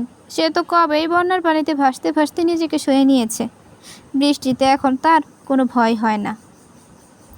জায়ান গম্ভীর দৃষ্টিতে ইনায়ের দিকে তাকিয়ে ঠোঁট কামড়ে মিটিমিটি হেসে বলে, খুব কঠিন করে কথা বলতে শিখেছ হরিণী, কিন্তু আমার সহজ মনের ভাষা তোমার অগোচরে, তা মানতে বড্ড কষ্ট হচ্ছে যে। ইনায়া কিছু বলে না। কিছু সময় অতিবাহিত হয় এমনিতেই। দুজন দুজনের দিকে তাকিয়ে থাকলেও কথার বিনিময় আর হয় না। চারপাশের হিমশীতল বাতাসের বেগ যেন বাড়ছে। রাস্তার পাশে কতগুলো ফার্মেসির দোকান। ইনায়া মাথায় ভালো করে ওড়না দিয়ে এক পা সামনে এগোতে এগোতে বলে, আপনার সাঙ্গ পাঙ্গদের তো দেখা যাচ্ছে না, এক্ষুনি বাড়ি যান তাদের সাথে, না হলে বিরোধী দলের লোকের হাতে আবার গুলি খেতে হবে, তখন কিন্তু আমি আর হেল্প করব না। জায়ান ঠোঁট কামড়ে হেসে উঠল, অতঃপর আবার ইনায়ার সামনে দাঁড়িয়ে শান্ত স্বরে বলে, আমাকে নিয়ে ভেবেছ, এতেই আমি বিন্দাস থাকবো। এখন তুমি আমার সাথে চলো, কোনো ঘাটতেরামি চলবে না। আমার প্রয়োজনীয় জিনিস কেনা বাকি আছে, আপনি যান, আমি পরে ঠিক চলে যাব। লিস্ট দাও, আমি এনে দিচ্ছি। ইনায়া বিরক্ত হয়ে জানে তাকায়, তারপর গমগমে গলায় বলে, আমিই পারবো, আপনার আনতে হবে না। তাহলে কালকে কিনবো, চলো এখন। এত নাছোড়বান্দা। ইনায়ের বিরক্তি এখন রাগে প্রকাশ পায়। সে কিরমিরিয়ে বলে ওঠে, আমার আজকে লাগবে, বুঝেছেন? যান এখন সামনে থেকে। যান এবার ডানে বামে তাকিয়ে ইনায়ের হাত শক্ত করে ধরে। ইনায়া হক চকিয়ে যায়। এই লোক পাবলিক প্লেসে কী করছে? জায়ান ইনায়ের হাত ধরে টেনে গাড়ির ভেতরে নিয়ে বসায়। ইনায়া জোরাজোরি করলেও কোনো কাজ হয় না। ইনায়াকে সিটে বসে সিট বেল্ট লাগিয়ে গাড়ি লক করে জায়ান কোথায় যেন যায়। ইনায়ের রাগে কান্না পায়। এই লোকের কবলে কেন তাকে আজকে পড়তে হলো? আদেও জায়ান যেটা চাইছে সেটা কি সম্ভব? ভাবি ইনায়া। একটু পরে জায়ান এসে গাড়িতে বসে হাতে একটা প্যাকেট। স্টেরিয়াং ঘোরাতে ঘোরাতে ইনায়ের দিকে তাকিয়ে প্যাকেটটা বাড়িয়ে দেয় জায়ান। ইনায়া আমতা আমতা করে শুধায়, সেটা হাতে নিয়ে শুধায়, কি এটা? তোমার প্রয়োজনীয় জিনিস, গমগমে গলায় বলে ওঠে জায়ান। কিছু দূর গাড়ি চলতে ইনায়া প্যাকেটের ভেতরে জিনিসটা একটু বের করে। জিনিসটা দেখে ইনায়ার মুখ থ হয়ে যায়। লজ্জায় চোখ বুঝে নেয়। Sanitary napkin. এ লোক বুঝলো কী করে? ইনায়ার জায়ানের পানে তাকায় না। লজ্জায় জমে বরফ হয়ে রয়েছে সে। জায়ান কী করে বুঝলো? মাথায় আসে না তার। ইনায়া চোরা চোরা চোখে জায়ানকে দেখতেই বুঝে সে নির্বিকার গাড়ি চালানোতে ব্যস্ত। বিড় করে বকে জায়ানকে সে। এই লোক শুধু গুন্ডা না, নির্লজ্জও বটে। আজ মির্জা বাড়িতে যেন একটা খুশির আমেজ বিরাজ করছে।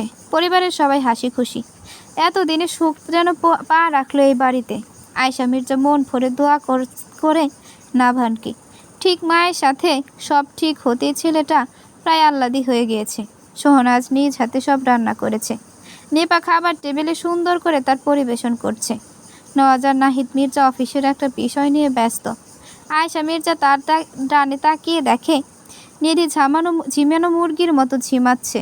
অনেক রুষ্ট হয়ে যায় তিনি। এই মেয়ের ঘুম কোথা থেকে আসে তিনি বুঝে পান না। ভার্সিটির জন্য রেডি হয়েও এমন। সকাল 9টা বেজেছে, তারপরে ঝিমোচ্ছে। আয়েশা মির্জা এবার বাজ খায়, গলায় বলে ওঠে, এই মেয়ে, সারা রাত কী করেছিস? এখনও ঝিমোতে হবে? যা ভাইদের গিয়ে ডেকে আন, নাস্তা করতে হবে। আয়েশা মির্জার কথায় নিধির ঝিমানো বন্ধ হয়। চোখ খুলে তাকায় তার পানে, তারপর গাল ফুলিয়ে গম্ভীর মুখে বলে, আজকের কথাটা ভুল বললে দাদি। আয়েশা মির্জা পাঁচ জীবনও বাদ দিয়ে নিধির দিকে ভ্রু কুচকে তাকায়। নিধি তার দিকে বিজ্ঞ মানুষের মতো তাকিয়ে রয়েছে। তিনি বিরক্ত নিয়ে নিধিকে বলে, ভুল বললাম মানে? ক্ষোভের জন্য কি উল্টো পাল্টো বিক্ষোভ করেছিস আমার প্রতি? নিধি এবার মুচকি হেসে ওঠে। তারপর বাবা চাচা আর মা চাচিকে লক্ষ্য করে মিনমিনে স্বরে বলে, একজন তো ভাইয়া আর অন্যজন তো সাইয়া। বলে লজ্জা পাওয়ার ভান করে নিধি আয়েশা মির্জার চোখ গোল গোল করে নিধির দিকে তাকায়। তিনি অবাক স্বরে জিজ্ঞেস করে, ও মা, তুই কি করে জানলি? এটা তো আমাদের সিক্রেট মিটিং ছিল। এর ডিল তো গোপনে করেছি, তোর তো জানার কথা না। নিধি মুখ ভেঙচিয়ে উঠল। তারপর আয়েশা মির্জার কানে কানে মৃদু স্বরে বলে, সিক্রেট মিটিংয়ে যে ঘরের দরজা জানালা বন্ধ করতে হয় তা কি তুমি জানো না? তার মানে চুরি করে শুনেছিস? নিধি ডানে বায়ে মাথা নাড়িয়ে উঁচু গলায় জবাব দেয়, চুরি করে শুনিনি, তোমার রুমে ঢুকতে গিয়ে শুনে ফেলেছি। আয়েশা মির্জা ভাবে দুটোর মধ্যে পার্থক্য কী। তিনি নিধিকে তিক্ত গলায় বলে, যা বলেছি তাই এক্ষুনি কর, না হলে ডিল ক্যান্সেল করে দেব। নিধি মুখ বাঁকায়। নিপা এসে সবাইকে খাবার টেবিলে ডাকে। নিধি উপরে উঠতে গেলে সোহানা বলে ওঠে, না ভার নেই, সকালে বেরিয়ে গেছে, কি যেন একটা জরুরি কাজ আছে। আয়েশা মির্জা পান চিবোতে বললেন, তাই বলো, এজন্যই তো ছেলেটার কোনো হদিশ পায়নি সকালে। নিধি এবার ঈশানের রুমে যায় ডাকতে। নিধির পরনে ঈশানের কালো একটা টি শার্ট আর কালো জিন্স। কোমরের কাছে টি শার্টে একটা গিট দেওয়া। 2 বার নক করার পর ঘুমন্ত চোখ মুখ নিয়ে দরজা খুলে ঈশান। নিধি চমৎকার একটা হাসি দিয়ে বলে ওঠে, নিচে নাস্তার টেবিলে ডাকছে তোমাকে, জলদি চলে এসো। আজ আর নিধির কথার প্রেক্ষিতে হাসল না ঈশান, উল্টো চোখ মুখ বিরক্তি ভাব করে ঈশান। নিধি কিছুটা অবাক হয় ঈশানের মুখের এমন অভিব্যক্তি দেখে। সে কিছু বলতে যাবে, তার আগেই খেকিয়ে ওঠে ঈশান। তুই আবার আমার টি শার্ট পরেছিস, খোল বলছি, এক্ষুনি খোল। চমকে ওঠে নিধি। ঈশানের এমন কর্কশ কণ্ঠ শুনে চমকে যায় পুরো। চোখের কোণে পানি ভিড় করে। সব সময় আহ্লাদি করে কথা বলা ঈশানের হঠাৎ এমন রুড বিহেভ সহ্য হচ্ছে না নিধির। কাপা গলায় জিজ্ঞেস করে, কেন? আমি তো প্রায়ই পড়ি, তখন তো কিছুই বলনি। ইগনোর। ঈশানের রাগ যেন আরও বৃদ্ধি পায়। হুঙ্কার ছেড়ে দিয়ে আবার বলে ওঠে, তুই কি এখনও ছোট আছিস? সবসময় আমার জিনিস তোর নিতে হবে, এখনই গিয়ে খোল এটা। ঈশানের চিৎকারে নিপা দৌড়ে আসেন। নিধি ঠোঁট উল্টে কেঁদে দিয়েছে। তিনি এসে দেখেন নিধি কাঁদছে, আর ঈশান রাগান্বিত হয়ে তাকিয়ে আছে নিধির পানে। নিপা অবাকের স্বরে বলে ওঠেন, কিরে, সকাল সকাল কী শুরু করলি? মেয়েটাকে বকছিস কেন? তোমাদের আল্লাদি ম্যানার বুঝে না, আর যেন ও আমার জিনিস হাত না দেয়। আমি যাকে তাকে আমার জিনিস ধরার অধিকার দেই না। নিপার মুখে বিস্ময়। তিনি আজ পর্যন্ত ঈশানকে নিধির সাথে এমন স্বরে কথা বলতে দেখেনি। তিনি ধমক দিয়ে ঈশানকে বললেন, মারবো একটা, তাড়াতাড়ি নিচে আয়, আর নিধি চল আমার সাথে। নিধি অস্ত্রসিক্ত চোখে ঈশানকে একবার দেখে নিপার সাথে চলে যায়। আজ সে প্রচুর শকে আছে। খাবার টেবিলে ঈশানের থমথমে মুখ ছিল, আগের মতো কোনো কিছুই বলল না। নিধিও চুপচাপ হয়ে গেছে। খাবার পর নিধি উঠতে নিলে ঈশান সবার উদ্দেশ্যে বলে, তোমরা নাকি আমার আর নিধির বিয়ে ঠিক করেছ? সবাই হতভম্ব হয়ে যায়, একে অন্যের দিকে তাকিয়ে থাকে কিছুক্ষণ। আয়েশা মির্জা শান্ত স্বরে জবাব দেয়, আমিই ঠিক করেছি। কিন্তু তুই কি করে জানলি? সত্য কতদিন লুকানো থাকে বলো? আর আমি একটা জিনিস ভেবে পাচ্ছি না, তোমরা কি করে চিন্তা ভাবনা মাথায় আনতে পারো? যেখানে আমি নিধিকে নিজের বোনের মতো দেখি, সেখানে বিয়ে ভাবতেই পারছি না আমি। রাগী গলায় বলে ঈশান। নিধির বুকটা ধক করে উঠল। নেত্রপল্লব ঝাপটি ঈশানের দিকে দৃষ্টি স্থির করে রাখল। আয়েশা মির্জা রুষ্ট হয়ে নিধির দিকে তাকায়। তিনি ভাবে, নিধির হয়তো ঈশানকে জানিয়েছে। নওয়াজ মির্জা ঈশানের দিকে তাকিয়ে শান্ত গলায় জিজ্ঞেস করে, আমরা বড়রা মিলে চিন্তা ভাবনা করে এই ডিসিশনটা নিয়েছি। আমাদের মনে হয়েছে তোমরা ভালো থাকবে, এতে আমাদের সবারই মতামত আছে। আমার মতামত নেই। তোমাদের উচিত ছিল আমাকে এই বিষয় নিয়ে জানানোর। তোমরা কাজটা ঠিক করোনি। ঠাস ঠাস করে বলে ওঠে ঈশান। বাড়ির সবাই আরও অবাক হয়। সবসময় শান্তশিষ্ট থাকা ঈশানের এরূপ ব্যবহার তাদের বোধগম্য হচ্ছে না। নাহিদ মির্জা এবার নীরবতার থেকে বেরিয়ে এসে ঈশানকে জিজ্ঞেস করে, আসলেই বিষয়টা তোমাকে জানানোর দরকার ছিল। তুমি শান্ত হও ঈশান, তোমার মনের বিরুদ্ধে কিছুই করব না। নাহিদ মির্জার কথাটা আয়েশা মির্জার পছন্দ হয় না। তিনি গম্ভীর গলায় ঈশানকে বললেন, আমি যা বলেছি তাই হবে। বিয়ে তোর সাথে নিধিরই হবে। বাড়ির মেয়ে বাড়ি থাকবে, এটা ভালো নয় কি? তার সাথে তাল মেলায় নিপাও। তিনি ঈশানের কাঁধে হাত বোলাতে বোলাতে বলে, মেয়ে তো খুঁজতেই হবে, তাহলে ঘরের মেয়ে কেন নয়? তুই একবার ভেবে দেখ না। ঈশান কোনো উত্তর দেয় না, চুপ করে থাকে। এদিকে নিধি যেন নিজের মধ্যে নেই। সুখ সুখ অনুভব হওয়া মনটা আচমকায় কষ্টে ভরে যাচ্ছে। সোহানা এতক্ষণ চুপ করে থাকলেও দীর্ঘশ্বাস ফেলে ঈশানকে জিজ্ঞেস করে ওঠে, তুমি কি কাউকে ভালোবাসো ঈশান? বলতে পারো। সোহানার কথা এবার সবাই চুপ হয়ে যায়। এটা কারো মাথায় আসেনি। সকলে ঈশানের দিকে জড়িয়ে জিজ্ঞেসে দৃষ্টিতে তাকায়। ঈশান চুপ করে থাকে কিছুক্ষণ। কালকে এসে বাড়িতে এসে ভেবেছিল বিষয়টা নিয়ে কথা বলবে, কিন্তু রাতে নাভানের সাথে পুরো পরিবারের হাসি খুশি মুহূর্ত করার মন চাইছিল না তার, নষ্ট করার মন চাইছিল না তার।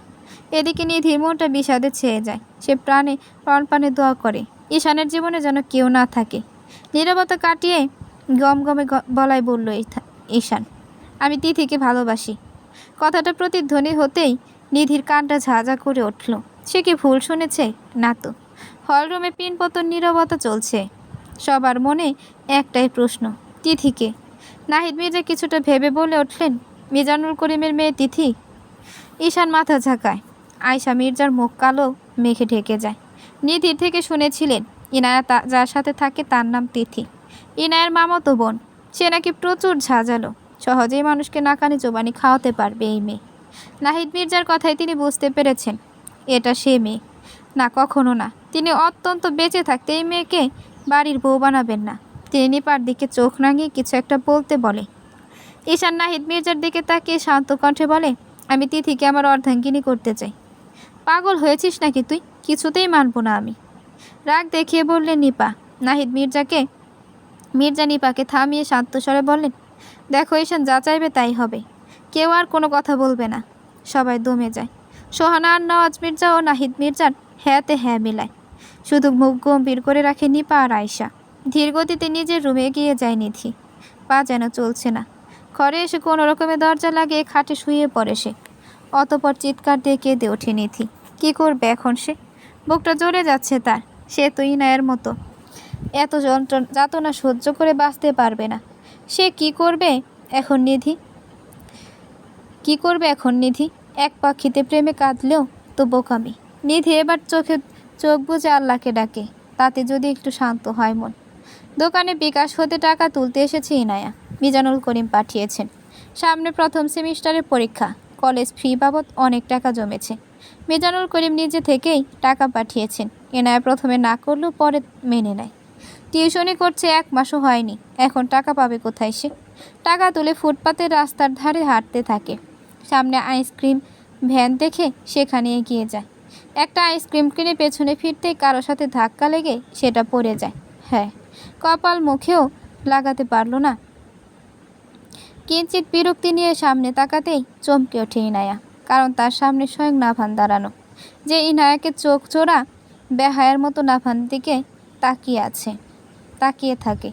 লোকটা তার স্বামী, সবচেয়ে আপন, তারপরও কত পর। হঠাৎ অদিতির কথা মাথায় আসতেই ইনায়ার মুখ কঠিন করে। ইনায়া খেয়াল করে নাভানের হাতে একটু আইসক্রিম লেগে গেছে। ইনায়া মিনমিন করে বলতে থাকে, সরি, আমি খেয়াল করিনি। নাভান রাগ করে না। তার দৃষ্টি আগের মতো ইনায়ের পানে পড়ে আছে। সামনে দাঁড়ানো লোকটা ইনায়ার স্বামী, যাকে এই নিয়ে 2বার সামনাসামনি দেখেছি ইনায়া। মুখটা কঠিন করে সামনের দিকে ইনায়া পা চলিয়ে কিছু দূর যেতেই হাঁক ছেড়ে ডাকে নাভান, দাঁড়ান ইনায়া। পা দুটো আটকে যায় ইনায়ার, কিন্তু পেছনে ফেরে না। নাভান ধীর পায়ে ইনায়ার সামনে এসে দাঁড়ায়। থমথমে চেহারা দুজনেরই। ইনায়া প্রচুর অস্বস্তি ভোগ করে। নাভান গম্ভীর শান্ত গলায় জিজ্ঞেস করে, কেমন আছেন? জি ভালো, মৃদু স্বরে জবাব দেয় ইনায়া। নাভান দীর্ঘশ্বাস ফেলে ঠান্ডা স্বরে শুধায়, আমাকে দেখে পালাচ্ছিলেন মনে হয়? ইনায়া শান্ত চোখে তাকায়। কালো শার্ট আর জিন্স পরিহিত নাভান, চুলগুলো ব্যাক ব্রাশ করা, শীতল শান্ত কুটকুটে কালো চোখের মণিজোড়া দিয়ে তার দিকে তাকিয়ে আছে নিষ্পলকে। ইনায়া চোখ নামিয়ে নেয়। অতপর বলে ওঠে, আপনাকে দেখে অযথা পালাবো কেন? আপনার সাথে তো একদিনের দেখা মাত্র। আমার একটু তাড়াহুড়া ছিল। নাভান তাকিয়ে থাকে মিষ্টি মুখখানার পানে। কালো কালো চোখ জোড়ায় কিছু লুকানোর প্রয়াস। নাভান এসেছিল তার একটা ফ্রেন্ডের সাথে দেখা করতে। জায়ানের বিষয়ে কথা বলছিল তারা। রেস্টুরেন্ট থেকে বেরিয়ে ইনায়াকে দেখেছিল নাভান। তখনই তার পিছনে এসে গাড়ির হর্ন, মানুষের কোলাহলে বিরক্ত বোধ করে নাভান। চলুন, আমি ড্রপ করে দিচ্ছি। দরকার নেই, আমি নিজেই যেতে পারবো বলে ইনায়া নাভানকে ডিঙিয়ে সামনের দিকে যায়। নাভান বাঁকা হাসে। পেছন না ফিরে জোরে বলে ওঠে, অন্য কেউ এসে নিয়ে যাবে নাকি মিসেস ইনায়া? আমার সাহায্য ভালো লাগেনি? থমকায় ইনায়া, মুখটাকে শক্ত করে। তৎক্ষণাৎ নাভান কি তাকে চিনতে পেরেছে? হবে হয়তো। সে ঘাড় ঘুরিয়ে পেছনে তাকায়। নাভান উল্টো পিঠ করেই দাঁড়িয়ে আছে। ইনায়া সহসাই জোরে বলে ওঠে, এতিম, অনাথ, ডিভোর্সি, যে কেউ হোক, আমাদের অন্য কারো দরকার নিতেই হয়। যা আসলে জানেন কি, কেউ মুখ থুবড়ে ফেলে দিলে অন্যজন হাত বাড়িয়ে ঠিকই তুলে নেয়। তাই অনুদান, সাহায্য যেটাই বলেন, আমাদের তো তা নিতেই হবে। এই যে কিছু একটাই ভর করে সিধে হয়ে দাঁড়ানোর জন্য। নাভান পেছন ফিরে ইনায়ের দিকে তাকিয়ে হাসল। ধক করে উঠল ইনায়ের বুকটা। ইনায়া যেন হাসিটা যেন কলিজায় বিধে। ঘুরে ফিরে একটা কথা মাথায় আসে, লোকটা তার স্বামী, যাকে ফিরে পাবার কোনো জন্য নামাজে বসে কত মনোযোগে কেঁদেছিল ইনায়া। 9টা মাস কেঁদেছিল ইনায়া। 9টা মাস যেন নিঃশ্বাস ফেললেও কষ্ট হতো। তার এই যাতনা বাড়িয়ে দিত অদিতির মেসেজ। নাভান আস্তে করে হেঁটে ইনায়ার সামনে আসে। মুখটা খুবই শান্ত নিশ্চল হয়ে আছে। ইনায়া মুখ হালকা করে, চোখ হালকা ভিজে আসে। নাভান আলতো হাতে ইনায়ের গালে হাত রাখে। চোখ বন্ধ করে চমকে ওঠে ইনায়া। আলতো হাতেই হাতটা সরিয়ে দেয়। নাভার মুচকি হেসে বলে, ভালোই তো মেয়ে, দরকার ছিল এই রাগটা আমার প্রতি। ইনায়া নাভানের দিকে ভেজা সিক্ত চোখে তাকিয়ে ঘুরে চলতে থাকে, আর পেছন ফিরে না। নাভানের চোখ জোড়া এবার শান্ত হয়। ইনায়া ফুটপাতের রাস্তা ধরে শেষ মাথায় আসতেই আবার ধাক্কা খায় একজনের সাথে।